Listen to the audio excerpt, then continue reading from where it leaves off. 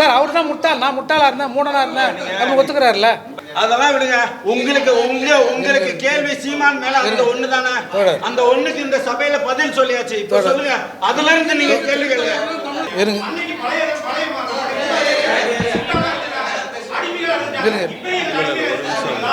வணக்கம். இந்த கூட்டம் வந்து ஒரு 24 மணி நேரத்தில் ஒருங்கிணைக்கப்பட்ட கூட்டம் தான். நான் வந்து ஆதித்தமிழர் 18 தொல்குடிகள் சங்கத்தோட நிறுவனர் தலைவர்.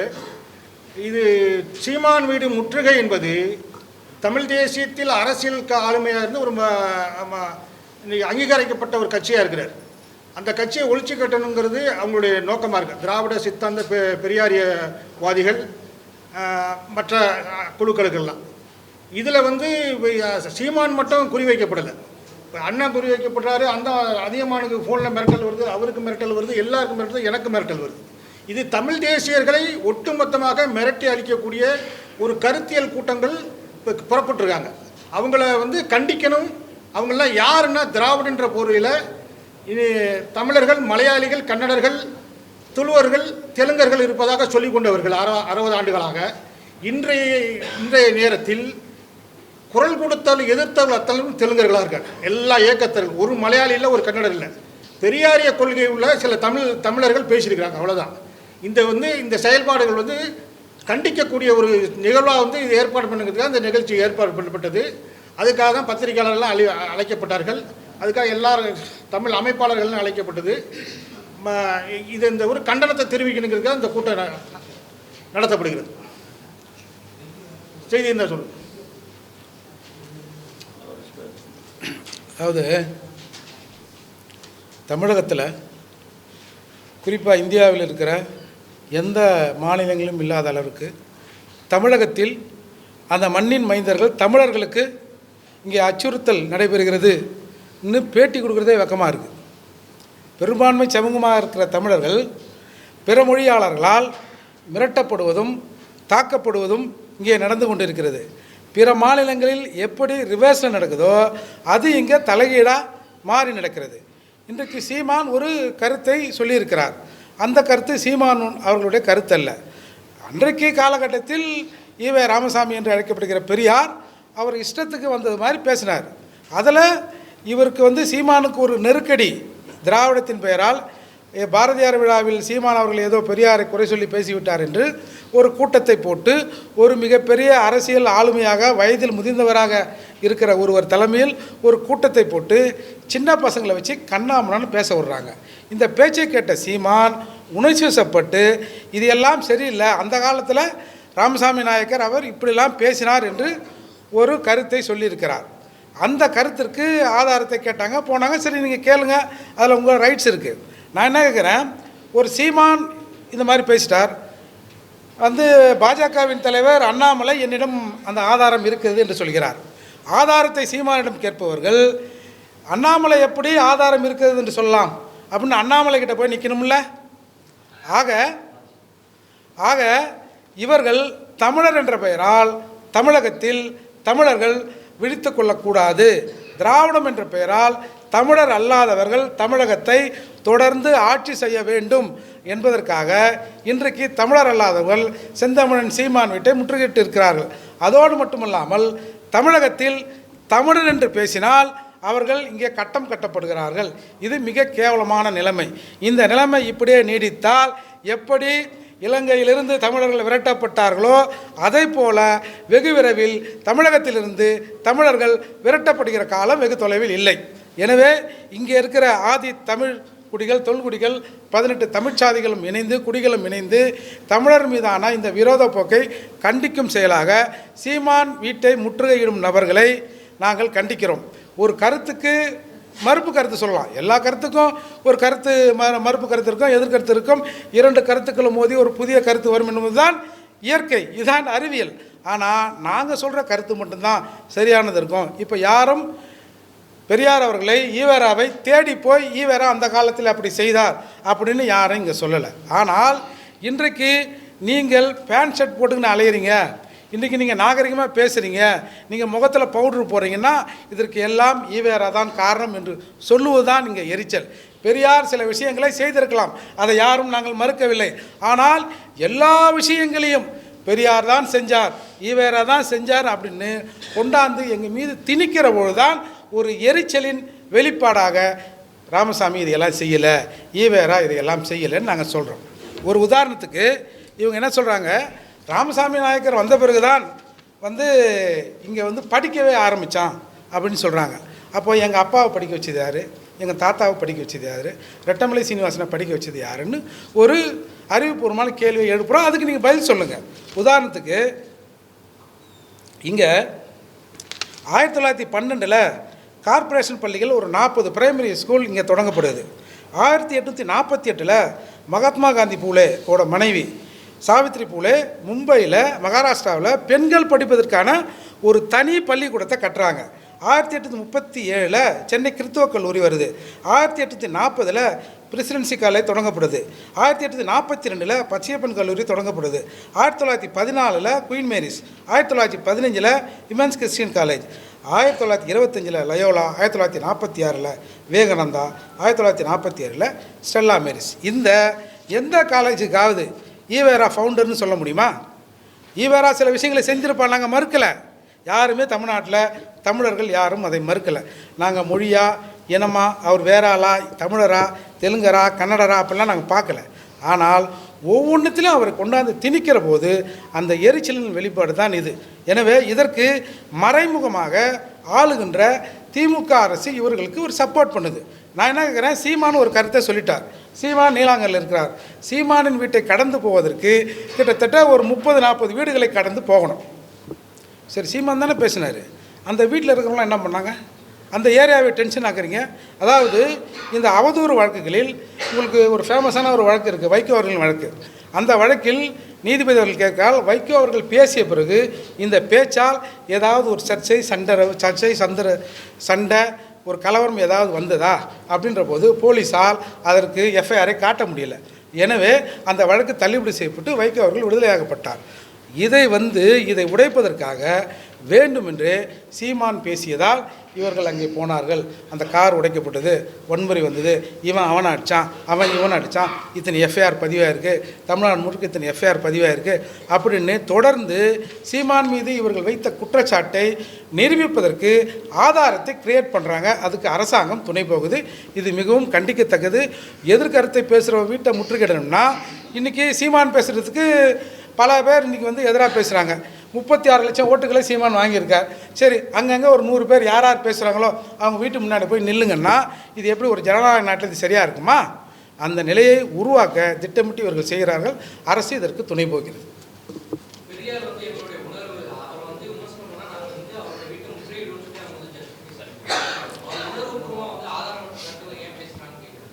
இல்லை, ஆதாரம் தான் இருக்குதுன்னு சொல்லிட்டாங்களே சார். ஆதாரம் இருக்குது சார். ஆதாரம் இல்லைன்னா பரவாயில்ல. சரி, ஆதாரம் சீமானுக்கிட்ட இல்லை சார், ஒருத்தர்கிட்ட ஆதாரம் இருக்குன்றாரு. போய் அங்கே போய் நில்லுங்களாம் பார்ப்போம் சார். அதாவது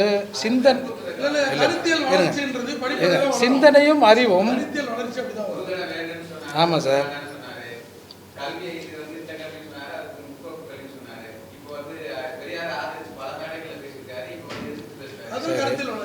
இல்லை ஒரு சார்,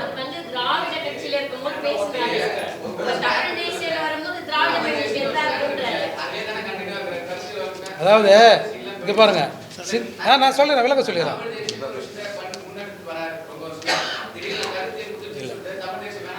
சரிங்க சார், இருங்க. அதாவது அறிவும் சிந்தனையும் காலத்துக்கு ஏற்ற மாதிரி மாறுமா மாறாதா? ஒரு விஷயத்தை நாம் படிக்கிறோம்னா நாம் என்ன விஷயத்தை உள்வாங்கி கொண்டிருக்கிறோமோ அது குறித்து ஒரு ஆய்வு வரும். அதுக்கப்புறம் கொஞ்சம் நிறைய புத்தகங்களை படிக்க ஒரு தெளிவு வரும். அந்த தெளிவின் அடிப்படையில் எங்களுக்கு இது வேண்டாம்னு சொல்கிறோம். இது என்ன தப்பு? ஏங்க நீங்கள் சரிங்க. ஆமாம் அவர் அதை ஒத்துக்கிறார்ல. நான் முட்டாளாக இருந்தேன், நான் மூடனாக இருந்தேன், ஒரு கட்டத்திற்கு பிறகு எனக்கு நான் படித்து தெளிவு வந்தது, நான் பேசுகிறேன்றாரு. இதில் என்ன சிக்கல்?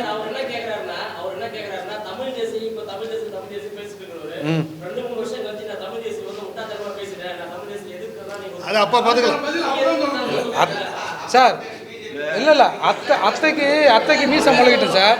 அப்புறம் அத்தைன்னு கூப்பிட்றதா மாமான்னு கூப்பிட்றதான்னு பார்ப்போம். இல்லை இல்லை இல்லை இல்லை இல்லை கரெக்டு. இங்கே பாருங்கள் சார், நாளை மறுநாள் இல்லை நீங்கள் சொல்கிற மாதிரி பல ஆண்டுகள் கழிச்சு 2 ஆண்டு கழிச்சு 3 ஆண்டு கழிச்சு சீமான் தமிழ் தேசியை மறுத்து பேசினால் சீமானின் அரசியலை உள்வாங்கிய ஒருவன் தமிழ் தேசியத்தை சரியாக பேசுவான். நீங்க ஒரு நிமிஷம் அண்ணா அண்ணா எது ஐயா சார், அவர் தான் முட்டாள், நான் முட்டாளா இருந்தேன், மூடனா இருந்தேன் அப்படி ஒத்துக்கிறாருல்ல இப்போ.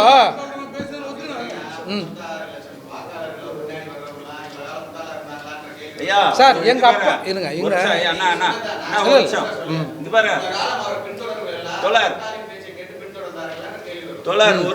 ஒரு நிமிஷம் அந்த சபையில வந்து சீமான் பேசினது 100 விஷயம் பேசினார்னா ஒரே ஒரு விஷயம் மட்டும்தான் ஆதாரம் இல்லைன்னு இந்த உலகமே இந்த தமிழ்நாட்டில் இருக்க மொத்த ஊடகமே எகிரி குதிச்ச விஷயம் ஒரே ஒரு விஷயம், அந்த அக்கா அம்மான்ற ஒரு விஷயம். சரிங்களா? இப்போ அந்த விஷயத்துக்கு வந்து அவர் பேசியிருப்பாரா மாட்டாரான்றதுக்கு இப்போ நான் ஒரு 12 பாயிண்ட் சொல்கிறேன். உனக்கு காம வெறி வந்தா யார்கிட்ட வேணாலும் போகலாம் அப்படிங்கிற ஒரு கருத்து சொன்னார். அந்த கருத்து தவிர இந்த ஊடகத்தினர் யாருமே வந்து மற்றதை பத்தி கேள்வியே கேட்கல. இப்ப அந்த ஒரு விஷயத்த இப்ப நான் சொல்றதுல இருந்து இவர் பேசியிருப்பாரா மாட்டாரான்னு நீங்களே முடிவு பண்ணுங்க. இப்ப நான் சொல்றேன்,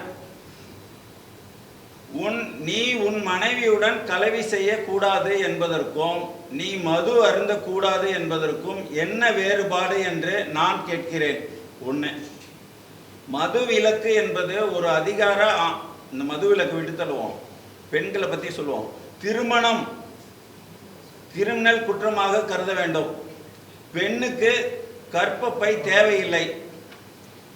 கற்பு களவு என்ற சொற்களும் புலவர்களால் கற்பிக்கப்பட்ட பொருளற்ற சொற்களே. ஒரு மனிதன் ஒரு பெண்ணுக்குத்தான் உரியவன், ஒரு பெண் ஒருத்தனுக்குத்தான் உரியவள் என்பது அடிமைத்தனமே. எனது நோக்கமே சமுதாயத்தில் கல்யாண முறை ஒழிய வேண்டும் என்பதே. ஆணும் பெண்ணும் கூடுவது தனது காம வெறியை தீர்த்து கொள்வதற்காகவே தவிர இனப்பெருக்கத்திற்காக அல்ல. இல்வாழ்க்கை என்பது மூடத்தனமே. உலக நோக்கை கெடுப்பது இல்லறம்.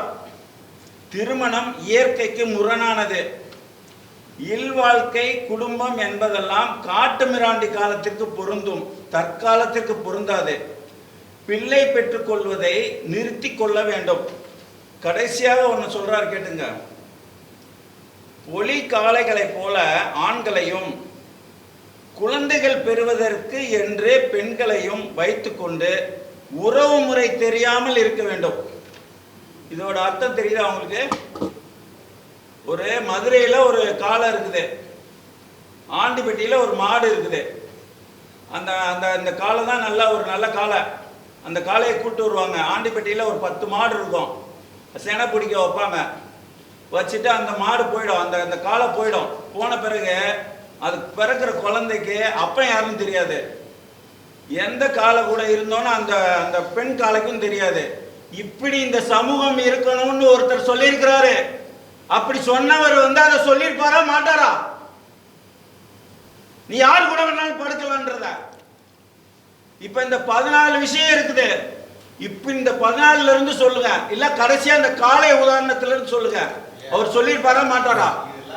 இல்ல, பழைய விஷயத்தை தானே. அந்த பழைய விஷயத்த ஒரு விஷயம், பழைய விஷயத்தை இதுவரைக்கும் கேள்வி கேட்காதனாலதான் இங்க வந்து அவர் தலைவரா ஊரெல்லாம் வந்து சிலையை வச்சுக்கிட்டு இருக்காங்க. அதெல்லாம் விடுங்க. உங்களுக்கு கேள்வி சீமான் மேல அந்த ஒண்ணு தானே. அந்த ஒண்ணுக்கு இந்த சபையில பதில் சொல்லியாச்சு. இப்ப சொல்லுங்க, அதுல இருந்து நீங்க கேள்வி கேளுங்க. இப்போ அதுல இருந்து நீங்க கேள்வி கேளுங்க. இருங்க தோழர். இல்ல முடிஞ்சு போன கதைன்னு சொல்ல முடியாது தம்பி. முடிஞ்சு போன கதைன்னா இந்த பெரியார் பேரு இந்த ஊர்ல இல்லையா? ஒரு அக்கா ஒரு நிமிஷம் இருங்க. இல்ல அதாவது இல்ல இப்ப தமிழரோட இருங்க ஒரு விஷயம், அது இன்னொரு விஷயம். இது எந்த அடிப்படையில் இது வருதுன்னாக்கா, தமிழுடைய மெய்யியல் கருத்து வந்து நாத்திகத்தையும் ஆத்திகத்தையும் சரி சமமாக பார்த்து உன் மெய்யியலோடு பயணிங்கிறது தான் தமிழ் சமயத்தோட கூறுகள் அத்தனையுமே. அப்படி தான் வந்து திருவள்ளுவரில் மற்ற எல்லா புலவர்களும் அந்த அறம் சார்ந்த விஷயங்கள்லாம் எழுதப்பட்டது. அதெல்லாம் புரியாதுன்றார் அண்ணன். இல்ல அப்படியே வந்து நீங்க கேளுங்க கேளுங்க. நீங்க என்ன ஒரு விஷயம் இருங்க அதாவது இப்ப தமிழர்கள் கை வணங்குறாங்களே, எதுக்கு வணங்குறாங்க? இது வந்து உங்களுக்கு சொன்னேன் மேட்ரு வர மேட்ரு, அதுதான் மேட்ரு. இதை வந்து ஆத்திய கருத்தியலையும்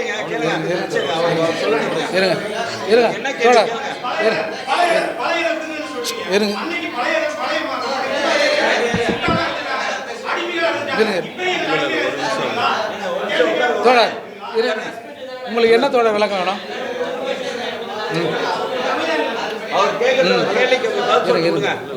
கேளுங்க.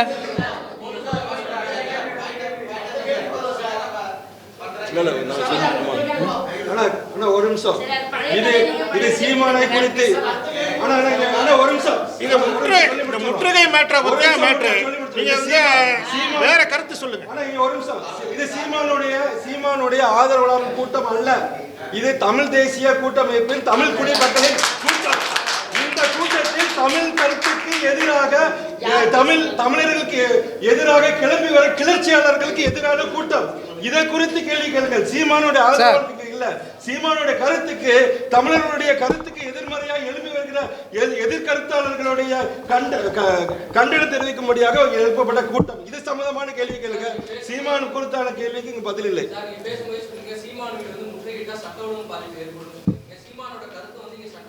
இல்லை சட்டம் ஒழுங்கு பாதிப்பை ஏற்படுத்தி அதை ரெக்கார்ட் பூர்வமாக சீமான் பேசியதால் இவ்வளவு எஃப்ஐஆர் ஆச்சு, இவ்வளவு கலவரமாச்சுன்னு அந்த குற்றத்தை நிரூபிப்பதற்கு இங்கே ஒரு நாடகம் நடத்தப்படுகிறது. அந்த நாடகத்திற்கு அரசு துணை போகிறது. இப்போ நீங்கள் இல்லை அதில் விக்டிம் சீமான் தானே. இப்போ அந்த குற்றம் நிரூபிக்கப்படும்ல. ஆமாம், சீமான் பேசியதால் இவ்வளோ பிரச்சனை நடந்தது, இவ்வளோ அடுதல் நடந்து, ஒரு கார் உடைக்கப்பட்டிருக்கு, இத்தனை எஃப்ஐஆர் போடப்பட்டிருக்கு, அப்புறம் சீமான் பேச்சு இந்த சமூகத்தில் ஒரு கலவரத்தை உண்டு பண்ணியது என்பது நீதிமன்றம் அதை எடுத்துக்கொள்வதற்கு ஏதுவாக இங்கே ஒரு செட்டப் நடக்கிறதுன்னு சொல்கிறோம். நீங்கள் ஏங்க இவ்வளோ மாற்றி கேட்குறீங்க.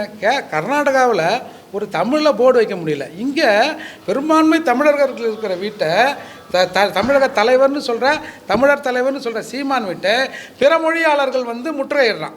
நீங்கள் இப்போ திமுகவோ இல்லை வேறு ஒரு கட்சியோ ஒரு மாறுபட்ட கருத்தை சொல்லுதுன்னா, சரி எனக்கு அந்த கருத்து முரணாக இருக்குன்றதுக்காக நான் போய் வந்து திமுக சார்ந்தவர் வீட்டை முற்றுகையிடுறேன்னா இது சரியாக இருக்குமா?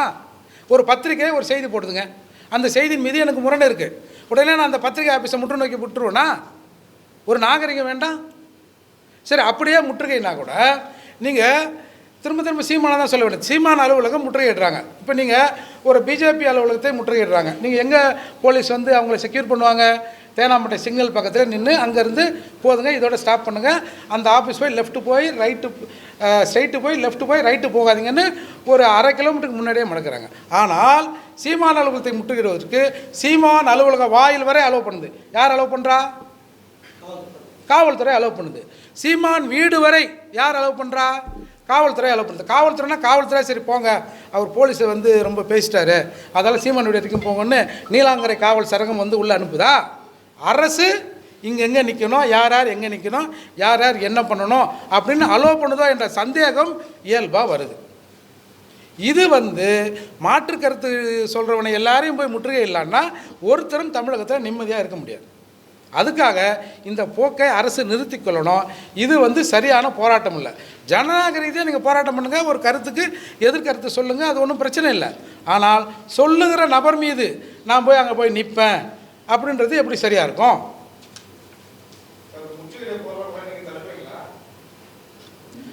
அதைத்தான் அவர்கள் அதுக்கான முதல் கட்டம் தான் இந்த கண்டன கூட்டம் நடத்துறது. அவர்கள் அதற்கு காவல்துறை அனுமதி கொடுத்து அதை முற்றுகையிட்டால் நாங்களும் அனுமதி கோருவோம். நாங்களும் அவர்களுடைய வீட்டில் முதலமைச்சர் வீட்டை முற்றுகையிடுவதற்கு நாங்கள் அனுமதி கோருவோம். அதற்கு அனுமதி கொடுக்கப்பட வேண்டும் என்பதை இதில் வந்துங்க சார், இதில் நிறைய பேர் வந்து அட்ரஸ் இல்லாதவங்க தான் சார். இப்போ சீமான் வீடு நீலாங்கரில் இருக்குது. இந்த போராட்டத்துக்கு வர வீடுலாம் யாருக்கு இருக்குன்னு யாருக்காவது தெரியுமா? இங்கே பத்திரிகையாளர்லாம் இருக்கிறீங்க, பல பேர் ப்ரெஸ் மீட் கொடுக்குறான், இவங்களோட வீட்டு அட்ரஸ் எவனுக்காவது தெரியுமா? யாருக்காவது தெரியுமா? அதால் இவங்கெல்லாம் ஒத்த ஓட்டு, அரை ஓட்டு, முக்கால் ஓட்டு. இவங்க ஒரு அரசு இவங்களாம் பேக்கப் பண்ணுது அப்படிங்கிற சந்தேகம் இதுலேருந்து தான் நமக்கு வெளுப்புறுது. நீலாங்கரை வரை நீ போய் தேடி போய் அங்கே போய் நிற்கிறன்னா நீ எந்த சப்போர்ட்டில் நிற்கிற? இதே மாதிரி எல்லாரும் செஞ்சால் என்ன நடக்கும்ன்றது தான் ஒரு ஜனநாயக ரீதியாக ஒரு கொஸ்டின் எழுப்புகிறோம். இல்லை, நாளைக்கு எப்படி வருதுன்னு பார்ப்போம். அதற்கேற்ற மாதிரி அடுத்த கட்டமாக நாங்கள் பேசி இதற்கு ஒரு பதிலே நாங்கள் முடிவு பண்ணுவோம். ஏன்னா அவங்க செய்கிற அளவுக்கு ஒரு அநாகரிகமாக நாங்களும் போகணும்னு இல்லை. அப்படி போயிருந்தால் இவங்களுக்கெல்லாம் யாருங்க இருக்கா? நாடு முழுக்க இன்றைக்கு நாம் தமிழர் கட்சி சீமானுக்கு ஒரு ஓட்டு இருக்குங்க. எல்லாரும் அவங்கவுங்க இடத்துல பிரச்சனை பண்ண ஆரம்பித்தா சட்ட ஒழுங்கு சரியாக இருக்குமா? இது ஏதோ முற்றுகையிட போகிறவங்களுக்கும் பேசினவருக்குமான பிரச்சனையாக பார்க்காதீங்க. பொதுமக்கள் பாதிக்கப்படுற பிரச்சனை. அன்றைக்கி காலையில் ஒரு 10 மணிக்கு ஒருத்தர் நீலாங்கரிலேருந்து ஆஃபீஸ் போகிறாருங்க. 9:30 மணிக்கு வீட்டில் விட்டு கிளம்புறாரு. அவரை நிப்பாட்டுவதற்கு இப்போ போலீஸ் டிராஃபிக் நிறுத்துறான். அவரை நிப்பாட்டுவதற்கு உனக்கு யார் ரைஸ் கொடுத்தா? இப்படின்ற ஒரு கேள்வி இருக்குல்ல. இதில் அப்போ எப்படி சரியாக இருக்கும்? நேற்றுக்கு இது சம்பந்தம் கமிஷனர் அலுவலகத்தில் நான் ஒரு பெட்டிஷன் கொடுத்துருக்கேன். இது வன்முறையை தூண்டக்கூடிய ஒரு நிகழ்வாக நான் பார்க்குறேன். இது ஆரம்ப புள்ளியாக இருக்குன்னு. அதே சகோதரர் தடா ரஹீமும் ஒரு பெட்டிஷன் கொடுத்துருக்காரு. எதுக்கு கொடுத்துருக்கேன்னா இது வன்முறையை நோக்கி செல்லக்கூடிய ஒரு யுத்தியை தான் பார்க்குறேன். ஏன்னா ஈழத்தில் எப்படி ஒரு வன்முறை உருவாக்கப்பட்டுச்சோ அப்படி இந்த தமிழ் இளைஞர்களை திசை திருப்பதற்கான ஒரு யுத்தியாக சிலர் திட்டமிட்டு செயல்படுவதாக எங்களுக்கு படுது. ஏன்னா நான் ஒட்டுமொத்த தமிழ் குடி சங்கத்தின் தலைவர்.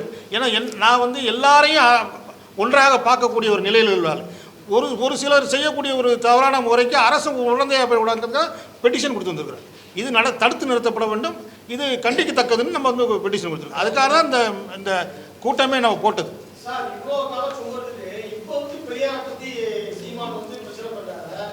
சார் அதை விட்டுங்க சார். இந்த முற்றுகை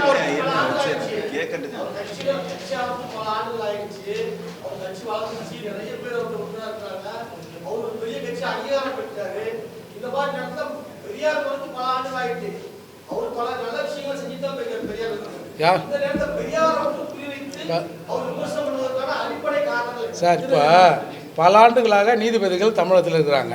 இப்போ தானே சொல்கிறீங்க ஏதோ ஒருத்தர் 2 பேர் ஜட்ஜாக இருந்தால் நாங்கள் போட்ட பிச்சைன்னு. ஏன் அதை ஏன் சொல்கிறீங்க? இன்றைக்கு தாழ்த்தப்பட்டவர்கள் பேண்ட் ஷர்ட் போடுறான், செருப்பு போடுறான்னா நாங்கள் தான்றீங்க. அப்போ எங்கள் தாத்தா ரெட்டமலை சீனிவாசனுக்கு கோட் ஷர்ட்டை யார் உங்கள் தாத்தா வாங்கி கொடுத்தாரா? என்னது இது? நீங்கள் செஞ்சுருக்கீங்க, நாங்கள் மறுக்கலை. அதனால் சில விளைவுகள் ஏற்பட்டிருக்கோம். ஆனால் எல்லாமே 1944 திராவிட கழகத்தை ஆரம்பித்த பிறகு தான் நீங்கள் ஸ்டார்ட் ஆகுதுன்றீங்கல்ல, அதில் தான் எங்களுக்கு சிக்கல். இல்லை, 100 ஆண்டு திராவிட இயக்கம்னு சொல்கிறாங்கல்ல, ஆனால் இப்போ தான் இது திராவிட மாடல் அரசுன்னு சொல்கிறாங்க. அப்போ 96 வருஷமாக ஆண்டதெல்லாம் யார்? தெலுங்கு மாடல் அரசுன்னு கேட்குற கேள்வி வருது இல்லை? எப்போ நீங்கள் அதை ஆரம்பிக்கிறீங்களோ அப்போ தான் பதில் சொல்லுங்கள். நீங்கள் ஆரம்பிக்கிறீங்க, நாங்கள் திருப்பி பதில் கேட்குறோம். வேறு முடிச்சு கேட்குறேன். வணக்கம், நான் கர்நாடக மாநிலத்தில் இருக்கிறேன். சின்ன கருத்து சொல்லுங்க. கர்நாடக மாநிலத்தில் கன்னட தேசியம் பேசுகிற கன்னட அமைப்பு தலைவர்களை எதிர்த்து பத்திரிகையாளர்கள் உட்பட ஊடகங்கள் உட்பட எந்த அமைப்பும் பிற மொழி சேர்ந்து எவனுமே வாய்க்க மாட்டாங்க கர்நாடகத்தில். அப்படி கன்னடத்தை பற்றியும் கன்னடத்தை போராட்டத்தை பற்றியும் எவனா வாய் திறந்தா அங்கே இருக்க காவல்துறை அனுமதியோட இப்போ உடைப்பானுங்க, அடிச்சு உடைக்கிறானுங்க. இது கர்நாடகத்தில் நடக்குது, இன்றைக்கி நடக்குது. ஆனால் கேள்வி கேட்டால் தமிழ்நாட்டில் மட்டும்தான் தமிழுக்கும் தமிழனுக்கும் போராடுறவங்க விமர்சனம் பண்ணுறது, இழிவுபடுத்தி பேசுறது, சிறையில் அடைக்கிறது. ஏன் சொல்லுங்க? இந்த ஆடுறது யாருங்க? தமிழர்கள், பிறமொழி ஆடுறது. இன்னைக்கு சீமான் பேசுகிற நாங்கள் சீமான் ஆதரவாக வரல. ஒட்டுமொத்த தமிழர்களுக்கும் தமிழ் தேசியர்களுக்கும் எதிராக யார் பேசினாலும் நிற்போம். இன்னைக்கு சீமானத்தை யார் பிடிக்கிறாங்க பார்த்தா பிறமொழி ஆடுறது. ஒட்டுமொத்த தொழில்கள் ஒன்று சேர்ந்து இன்னைக்கு இருக்கிறாங்க. பெரியார் அதிகாரம் படிச்சா எத்தனை கேள்வி கேட்டுருக்காருல்ல, பெரியார் ஈரோட பேசிக்கிறாரு.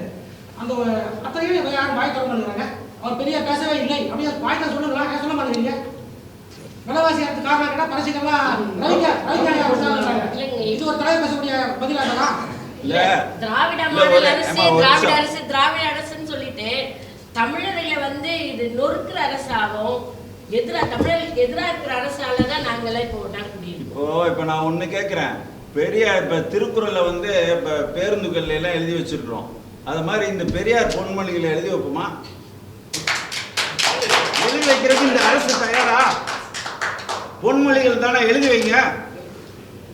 கேவலமான பேச்செல்லாம் ஒருத்தர் பேசி விட்டு அவரை இந்த தலைவரா எங்க தமிழ் இனத்துக்கு திணிக்கிறதுக்கு நீங்க யாரு சார்? இறுதியாக ஒன்று சார், இப்போ எல்லாரும் சீமான் அப்படி சொல்லலாமா பெரியார் அப்படி பேசினாரான்னு கேட்குறாங்க. இப்போ ஐயா வீரமணி அவர்கள் சொல்கிறாரு என்ஜாய்மெண்ட் வித்தவுட் ரெஸ்பான்சிபிலிட்டின்றாரு.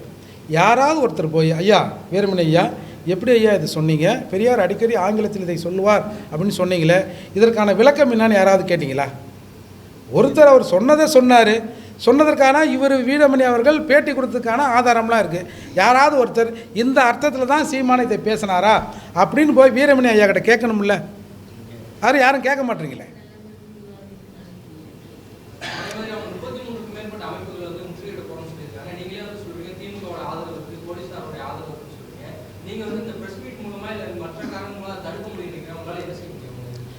சார் இந்த மாதிரி இந்த மாதிரி தமிழ் குடிகள் ஒரு 18 குடிகள் சேர்ந்து நீங்கள் பண்ணுறது ஒரு அட்டகாசம், இது சரியில்லை அப்படின்னு சொல்கிறோம். நீங்கள் இது இப்போ நீங்கள் நாளைக்கு நாங்கள் என்ன ப்ரோக்ராம் பண்ணோம் நீங்கள் தீர்மானம் பண்ண முடியாது இல்லையா? ஒரு 18 சமூகங்கள் இருக்குது, நாங்கள் பேசி அதை முடிவு எடுக்கிறோம். இப்போ தமிழ்நாட்டில் வெளிப்படையாக சொல்லப்போனால் யாரும் இங்கே வாழாதீங்கன்னு யாருமே சொல்லுங்க, எங்களையும் கொஞ்சம் வாழ விடுங்கன்னு ரொம்ப கெஞ்சி தான் தமிழர்கள் கேட்குறான். அதே உங்களால் ஜீர்ணிக்க முடியலன்னா அப்புறம் நான் என்ன சொல்கிறது? இப்போ நாம் தமிழர் கட்சி அப்படின்னு சொல்லிட்டு நாம் தமிழர் கட்சி அப்படின்னு பெங்களூரில் அலுவலகம் திறந்துட முடியுமா? ஆனால் தமிழகத்தில் நான் கன்னடர்ன்றாங்க, நான் தெலுங்குன்றாங்க, தமிழர் அல்லாதவரெல்லாம் இங்கே வந்து வெளிப்படையாக நின்று பேசுகிறாங்கல்ல, கட்சி அலுவலகம் பேர் வைக்கிறாங்களா, தெலுங்குலேயே கட்சி பேர் வைக்கிறாங்கல்ல, இதையெல்லாம் நீங்கள் எப்படி அலோவ் பண்ணுறீங்க? இது எல்லாருக்குமான விஷயம்தான். இது ஏதோ வந்து இங்கே யாரும் பிரிவினை பேசலாம் இல்லை. இதே நிலை நீடித்தால் நம்ம இன்னொரு இடத்துல போய் தஞ்சம் போகிற நிலை தமிழகத்தில் வந்துடும். அதற்கு இங்கே இருக்கிற ஆட்சியாளர்கள் இது போன்ற செயல்களை ஊக்குவிப்பதும் ஒரு காரணமாக இருக்குது. அதால் இதை தடுத்து நிறுத்தணும். இது ஒரு அநாகரிகமான செயல்னு சொல்கிறோம்.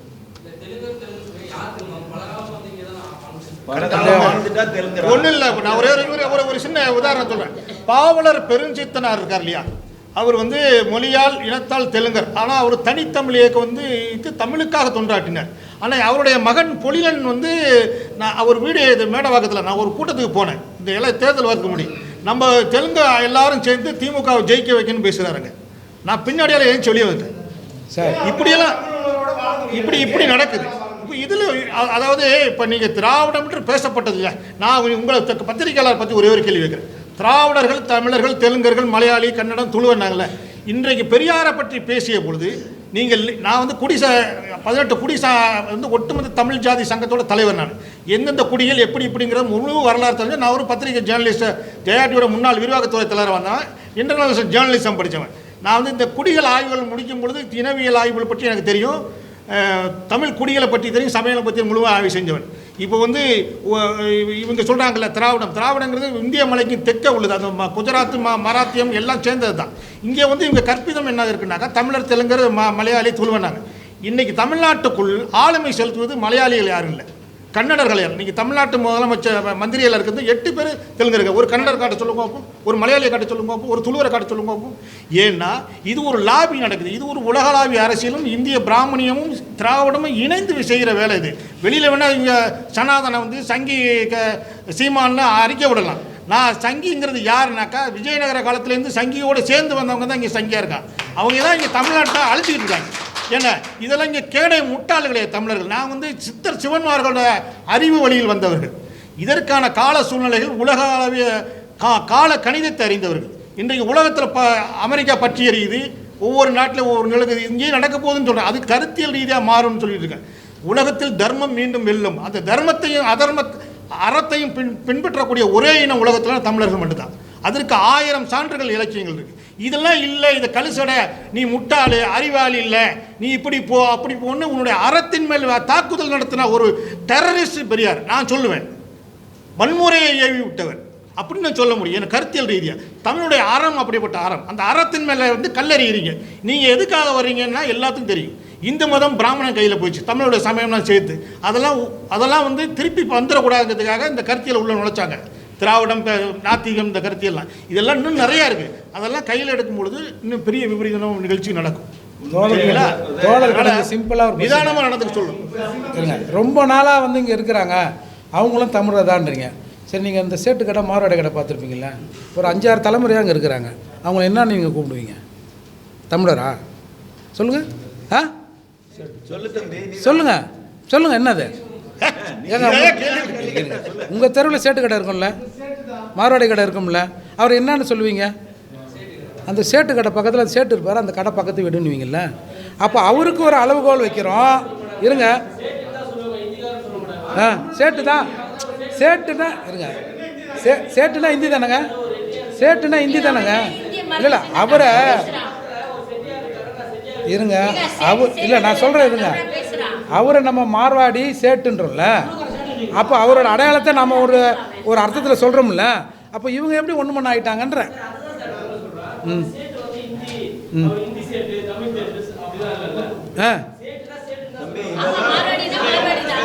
சரி இருங்க. இப்போ சரிங்க கரெக்டுங்க. இருங்க இப்போ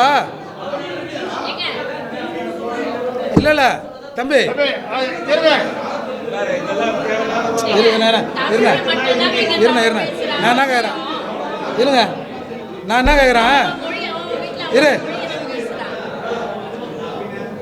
என்ன கேட்குறேன், தெலுங்குல யாருன்னா தமிழ் தெலுங்கு இருக்காங்களா? ம் ம்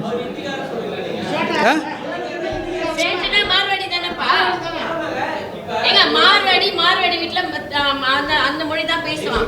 தெலுங்கு தமிழ் மட்டும்தான் சுட்டு போட்டாலும் தமிழ் பேசுவான். எல்லா மொழிக்காரங்களோட தாய்மொழி தான் பேசிட்டு இருக்கான். தமிழ்னா மாறலைங்க எவ்வளவு.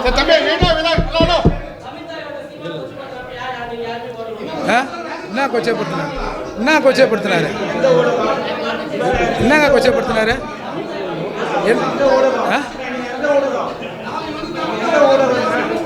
இருங்க சண்டையா மாறக்கூடாது. இருங்க இல்லை கேப்டன் டிவி வந்து விஜயகாந்த்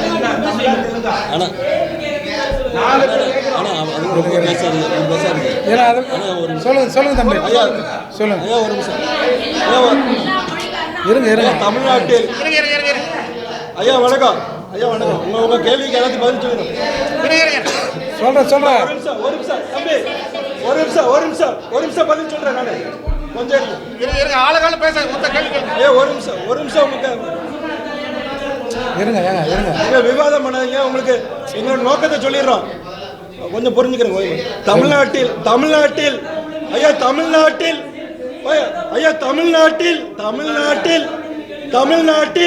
ஐயா பேசுறீங்களா? தமிழ்நாட்டில் பல மொழி வாழ்கின்ற மக்கள் வாழ்கின்றார்கள். மிகவும் அமைதியோடு எந்தவித சர்ச்சையும் இல்லாமல் மிகவும் நல்ல விதமாக வாழ்ந்து கொண்டிருக்கிற இந்த காலகட்டத்தில் ஒரு குறிப்பிட்ட மொழியை கொண்டவர்கள் இங்கு வாழ்கின்ற பெரும்பான்மையான தமிழர்களுக்கு எதிரான கருத்தியலை மையமாக கொண்டு அவர்கள் கிளர்ச்சியில் ஈடுபடுவதை நாங்கள் வன்மையாக கண்டிக்கின்றோம். ஏனென்றால் இங்கு எல்லா மொழி பேசுகிற மக்களும் தமிழகத்தில் மிக சுதந்திரமாக தமிழர்களுடைய நிலத்தில் தமிழர்களால் அரவணைக்கப்பட்டு தமிழ் குடிகளால் அவர்களை வாழ வைக்கப்பட்டு இங்கு மிகவும் அமைதியான பூங்காவாக தமிழ்நாடு வாழ்ந்து கொண்டிருக்கிறது. ஒரு குறிப்பிட்ட மொழியை கொண்டவர்கள் அவர்கள் கிளர்ச்சி என்ற பெயரில் பெரியாரை மையமாக வைத்து தமிழ் தேசிய கருத்தியலுக்கு விரோதமாக வருவதனால் இங்கு வாழ்கின்ற பல மொழி பேசுகின்றவர்கள், ஹிந்தி பேசுகின்றவர்கள் இருக்கிறார்கள், சௌராஷ்டிரா பேசுகிறவர்கள் இருக்கிறார்கள், மலையாளம் பேசுகின்றவர்கள் இருக்கிறார்கள், தெலுங்கு பேசுகிறவர்கள் இருக்கிறார்கள், எல்லா மொழி பேசுகிறவர்களும் இங்கு வாழ்கின்றார்கள். இது அமைதியான தமிழ்நாடு என்கிற அடிப்படையில் வாழ்கின்றவர்களுக்கு ஒரு கிளர்ச்சியை ஏற்படுத்தி ஒரு வன்முறையை கையில் எடுத்து கருத்துக்கு கருத்து பரிமாறாமல் கருத்துக்கு முற்றுகை என்கிற பெயரில் வன்முறையை கையில் எடுப்பதற்கு தமிழக அரசு அனுமதிக்க கூடாது என்பதுதான் எங்களுடைய இந்த கருத்தியலோட நோக்கம். அதை அனுமதிக்கும் பட்சத்தில் இங்கு வன்முறை கையாளப்படும், அதற்கு எதிராக சட்ட ஒழுங்கு சீர்கெடும் என்பதை முன்கூட்டியே நாங்கள் ஒரு பிரிலிமினரி மீட்டிங் தான் இதை நடத்துகின்றோம். இதை கருத்தில் கொண்டு ஊடக வாயிலாக ஆளுகின்ற அரசுக்கும் இதை கிளர்ச்சியில் ஈடுபடுகின்ற எதிர்த்தரப்பினருக்கும் நாங்கள் ஒரு கண்டனத்தை பதிவு பண்ணுகின்றோம். இதை முதல் கட்டமாக இந்த ஊடக வாயிலாக ஊடக நண்பர்கள் மூலமாக இந்த கண்டனத்தை தெரிவித்துக் கொள்கிறோம். இந்த தமிழ்நாட்டில் அனைத்து மொழி பேசுகின்ற மக்களும் அமைதியுடன் வாழ்வதற்கும் ஒரு அமைதி பூங்காவாக இருப்பதற்கும் இப்படிப்பட்ட கிளர்ச்சியாளர்களை காவல்துறையும் தமிழக அரசும் அனுமதிக்க கூடாது. அப்படி அனுமதிக்கும் பட்சத்தில் நாங்கள் அதற்கான பதிலடி கொடுப்போம் என்பதை இந்த கூட்டத்தின் வாயிலாக ஊடக வாயிலாக தெரிவித்துக் கொள்கின்றோம். நன்றி. அதாவது தமிழ்நாட்டுல தெலுங்கர்களால் தாக்கப்படுறது தமிழர்கள் பாதுகாப்பு கேட்கிறோம். தமிழர்களுக்கு தமிழ்நாட்டுல பாதுகாப்பு கேட்கிறோம். திரும்புமா? போய் சொல்லுங்க. அதாவது நாளைக்கு சீமான் அவர் நாம் தமிழர் கட்சித் தலைவர் சீமான் அவர்கள் வீட்டை முற்றுகையிடுவதற்கு இங்கே ஒரு பெரிய கூட்டம் தயாராகி கொண்டிருக்கிறது. அந்த கூட்டத்தில் பெரும்பான்மையானவர்கள் தமிழர் அல்லாதவர்களாக இருக்கிறார்கள். அமைதியாக இருக்கிற தமிழகத்தில், பிற மொழியாளர்கள் ஆளுமை செய்கிற இந்த தமிழகத்தில் தமிழர்கள் அமைதியாக இருந்து கொண்டிருக்கிற நிலையில் இங்கே ஒரு கிளர்ச்சியை ஏற்படுத்த வேண்டும், இங்கே ஒரு சச்சரவை ஏற்படுத்த வேண்டும் என்ற உள்நோக்கத்தோடும் சீமான் பேசியதால் இங்கே கலவரம் உண்டது, சீமான் பேசியதால் இங்கே சதி நடந்தது என்று ப்ரூவ் பண்ணுவதற்காக இங்கே திட்டமிட்டு ஒரு நாடகம் நடத்தப்படுகிறது. ஒரு கருத்து சொன்னால் அந்த கருத்தை சொல்லியவரின் வீட்டை முற்றுகையிடுவோம் என்பது ஒரு நாகரிகமற்ற செயல். ஒவ்வொரு கருத்துக்கும் ஒரு எதிர்கருத்து இருக்கும். அப்போ எதிர்கருத்து உடையவர்கள் எல்லாம் கருத்து சொன்னவர் வீட்டை முற்றுகையிட்டால் தமிழகத்தில் சட்டம் ஒழுங்கு ஜனநாயகம் என்பது இருக்காது. எனவே இந்த போராட்டத்திற்கு இங்கே சொல்லப்போனால் தூத்துக்குடி போன்ற இடங்களில் இருந்தெல்லாம் இன்றைக்கு வண்டிகள் கிளம்பி இருக்கின்றன. பலருக்கு பலர் பொருளுதவி செய்து சீமான் வீட்டை நோக்கி போவதற்கு வண்டி வாகனங்களை அமர்த்தி கொடுக்கிறார்கள். இதையெல்லாம் தமிழகத்தில் சட்டம் ஒழுங்கை பாதிக்கும். இங்கே இருக்கிற தமிழர்கள் திரும்ப இதற்கு ரியாக்ஷன் பண்ணால் இங்கே ஒரு அமைதி நிலவாது. எனவே அரசு இத்தகைய முறைகேடான போராட்டங்களை நசுக்க வேண்டும், இதை அனுமதிக்கக்கூடாது. சீமான் வீட்டை முற்றுகையிடுவதால் நீலாங்கரை சுற்றியுள்ள பகுதிகளில் எல்லாம் ஒரு பதட்டம் ஏற்படுகிறது. அங்கே இருக்கின்ற மக்கள் என்ன பாவம் பண்ணாங்க, என்ன சொன்னாங்க, அவங்களுக்கு அதுக்கு சம்பந்தம் இல்லை. எனவே இது அரசின் உதவியோடு தான், இவர்கள் ஆதரவோடு தான் இது நடைபெறுவதாக ஒரு சந்தேகம் இருக்கிறது. இதை உடனடியாக அரசு தடுத்து நிறுத்த வேண்டும்.